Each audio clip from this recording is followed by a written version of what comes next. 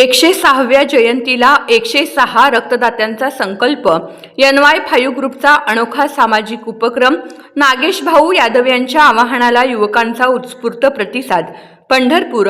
साहित्यरत्न लोकशाहीर अण्णाभाऊ साठे यांच्या 106व्या जयंतीचे औचित्य साधत NY5 ग्रुप व मातंग समाजाचे कणखर नेतृत्व माजी नगरसेवक नागेश भाऊ यादव आणि विद्यमान नगरसेवक लोकेशप्पा यादव यांच्या नेतृत्वाखाली भव्य रक्तदान शिबिराचे आयोजन करण्यात आले. जयंतीचा उत्सव केवळ जल्लोषात न साजरा करता रक्तदान हे जीवनदान या सामाजिक संदेशातून साजरा करत तब्बल 106 युवकांनी रक्तदान करून अण्णाभाऊंच्या 106व्या जयंतीला आगळावेगळा सामाजिक सलाम केला. आजच्या काळात अनेकदा रुग्णांना वेळेवर रक्त उपलब्ध न झाल्याने गंभीर परिस्थिती निर्माण होते. शहरातील विविध रुग्णालयामध्ये रक्ताची गरज सातत्याने भासत असताना रक्तपेढ्यावरील ताण कमी करण्यासाठी आणि तरुणाईमध्ये रक्तदानाची सामाजिक जाणीव निर्माण करण्याच्या उद्देशाने या शिबिराचे आयोजन करण्यात आले. रक्तदान हे सर्वश्रेष्ठ दान मानले जाते.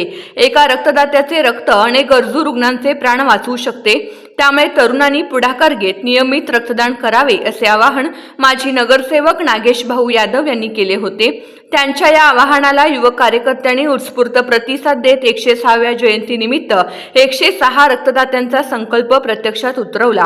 अण्णाभाऊ साठे यांनी आपल्या लेखणीतून आणि शाहिरीतून वंचित, कष्टकरी, बहुजन समाजाच्या वेदनांना आवाज दिला. त्या सामाजिक बांधिलकीची प्रेरणा घेत NY5 ग्रुपने जयंतीच्या निमित्ताने रक्तदानाचा उपक्रम राबवत समाजसेवेची परंपरा पुढे नेली अशा भावना यावेळी व्यक्त करण्यात आल्या.